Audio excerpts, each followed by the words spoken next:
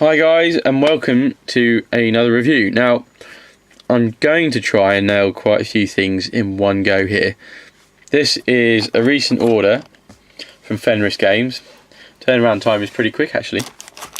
Some people have said it's been a bit slow, but actually he's seems to have recovered his speed now. He had a few difficulties at the tail end of last year.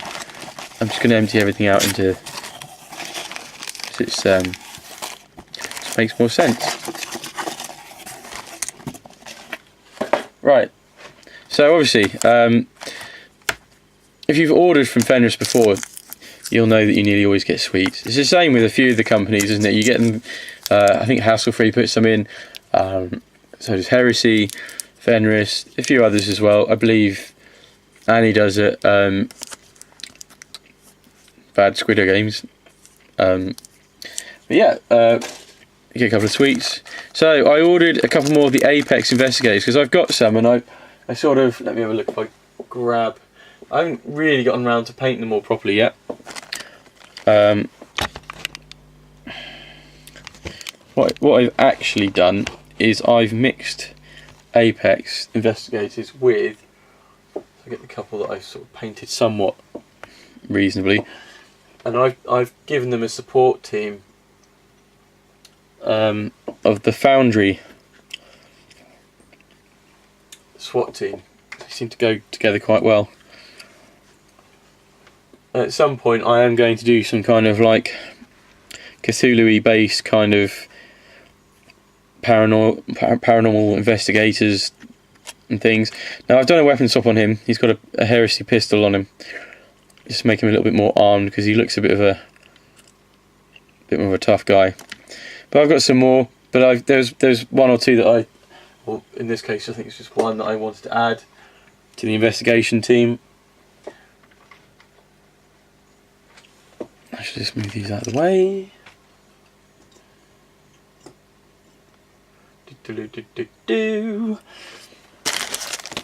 As again is normally the case with the Fenris miniatures, that come with a Fenris base. Now obviously you can normally ask it in Fenris which base you prefer. I think sometimes he will switch them out for you. Let's have a look. So obviously this guy is pretty funky. He's got a T-bar truncheon. It's a little bit more aggressive than your average investigator. They're not all armed. It's worth looking at the range. Some of them are armed, some of them aren't. I really ought to get finishing the painting them. So I think these are sort of in the £3.50 range at the moment. And as you can see, I've got a couple more here from a different order that I haven't got around to painting yet. So he's obviously got a flashlight and is reaching for his pistol because he spotted something, or reacting to a bit of movement. There's another guy that hasn't got a flashlight, very similar though. He's reaching back to unbutton his pistol holster. So you'll be joining those. Again, really nice model, and if you're into that kind of sort of near future, these guys would work really well actually as something like the investigation teams in like Alien, so something like that, or maybe a setting for the thing which isn't wintry based, although some of them do have winter coats and clothing, so you could get away with doing that actually. Like for example, that, can you see it? The female one has got quite hefty gear on, so again that could almost work for winter. I think one or two of the others have just got jackets, but some of them have got the padded kind of wintry coats. So the other item I ordered from Fenris in terms of that kind of thing for figures is actually a victim figure. This one's got a little bit of flash, but nothing I can't tidy up, and you expect a bit because of the pose. But it's very, again, I reckon I can get something off of my nail. There you go. That's how easy that is. It's not a problem. I'm going to use it as like a casualty marker. I might order more in the future. I'm thinking of just like green stuffing them up to look like different characters, so when a character's down in a game you can place the model there, so he's one of the characters. So I don't know, maybe say for him, when he gets attacked or something, he gets knocked down, I can use that as a marker. Either that, or I'll make it an objective to rescue the victim. So for me, he was quite cool. But obviously, you could also put him on the base of something. I've got the Fenris spider here, for example. He could easily be. You could easily put the spider, if you're doing a diorama or something, put him at the floor where the spider's about to eat him, perhaps. Something like that. Let's see if we can get a better picture. So he's laying there going, "No, don't eat me."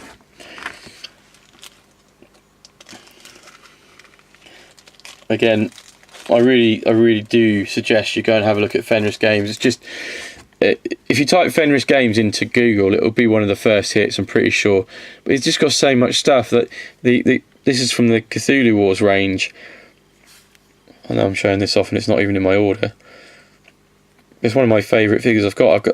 I just haven't gotten round to working it into a game yet. But again, just because it's Cthulhu Wars, you could use it in any number of settings. Sci-fi. Obviously, it's a big spider, so anything fantasy. Or with these guys, I'm going to use it with the investigators. They're going to probably have an investigation at some point to find out who's been abducting or killing people, and then they're going to come across the big spider, try and take it out. Maybe with some little spiders running around as well. So sort of on that sort of theme, I've got a Shoggoth. Now this used to be available through Tengu Miniatures, I believe, but he sold the range up. So some of the models ended up in the hands of Fenris, which is brilliant because it's kind of Fenris's forte, Cthulhu-y kind of things and monster-y type of things. Now I don't know if you can make them out, but there's a little face there. There's little eyes poking out. Yeah, you can see some of them on there. I think it's really cool. It's really nice and bulbous and fantastically cool. Now again with this, I'm going to be painting it to fit in with my monstrosities, who again may end up being something that the investigators have a little fight against. And again, because it's Fenris, you get a nice little resin detail base to go with it. Although in this case, you may not see most of it. Still, nothing stopping you putting on a different base and still having a really nice base out of it. Now the tentacles that go on it as well, they come on a sprue. And there's 6 little actually, is that? Yeah, 6 tentacles that you can then use to tentaclify it up. If you look on the website, you'll see what it's meant to look like once it's built. Again, it's a really nice model. Now the other thing I ordered, because I was insanely impressed with them, and again, not overly expensive. Be careful with it though, because the resin in some of the parts slim.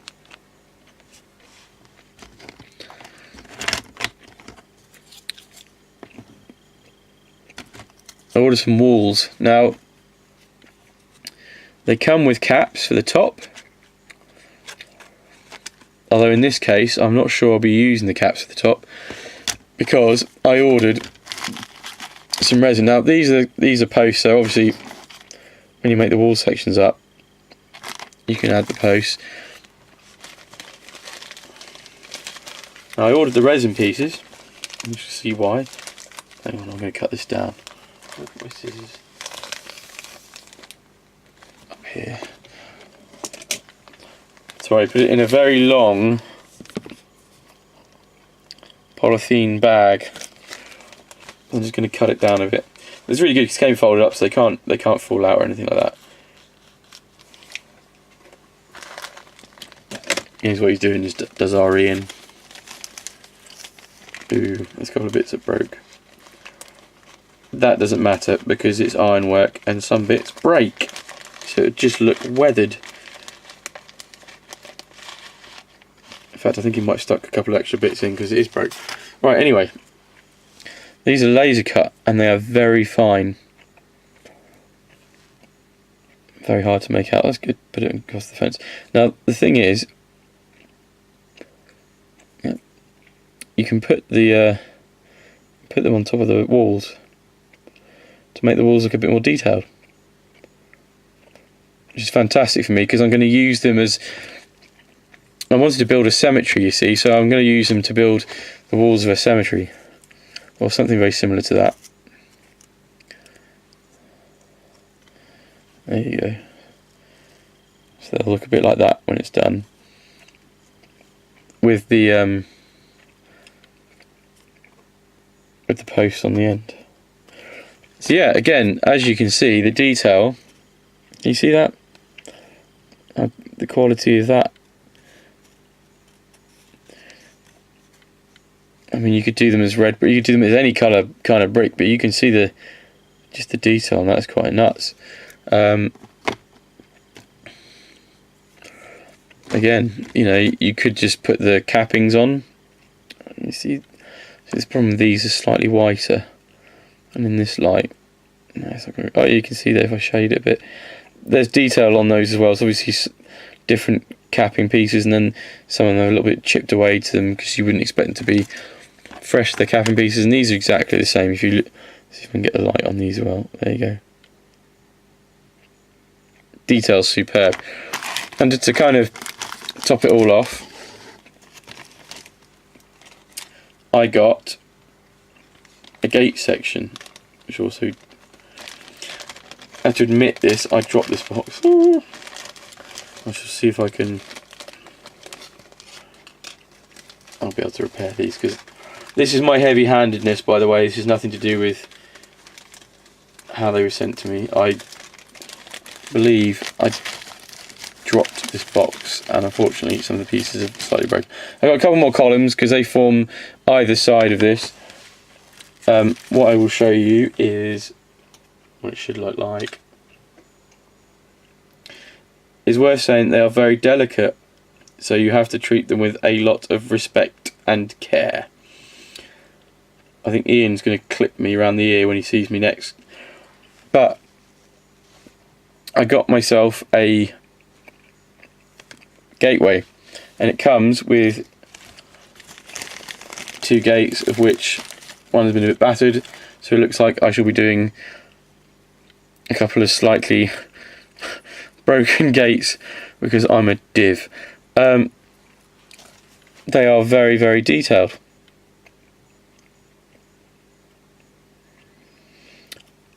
I'd say maybe arguably would be slightly better in something like brass etch, only because of the strength, and they bend rather than just snap a little bit. But that, like I say, this is my fault because I dropped it and I didn't realise at the time.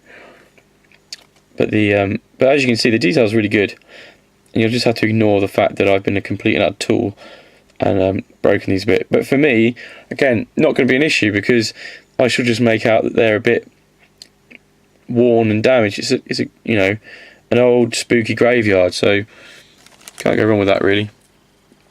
Might even do one of the doors slightly off its hinge and crumbling.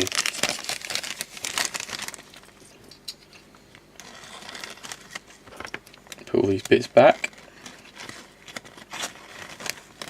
Huzzah! So yeah, that was my order from Fenris. Now, he does lots of different things. So, I mean, what I've shown you is just the tip of the iceberg. He does sci-fi, fantasy, so that, as you've seen with the inspectors, like investigators, like a kind of modern, near future kind of thing. There's kind of like everything. If you're really into Cthulhu, I mean, Ian is the guy to go to because he does loads of that kind of stuff. So seriously, go check him out, have a look and see what he's about, and go and buy some figures because they are some really, really nice figures that he does. And I have absolutely no qualms in recommending them to you. They are literally some of the nicest things on the market, I think. Just he's not well known enough for what he does, I think. But like I say, what do you think of them? If you've got any of yourself, or you're just reflecting on what I've shown you, get in touch and drop us a comment below, and come and join us over on Random Platypus and share your view. As always, take it easy. Catch you next time.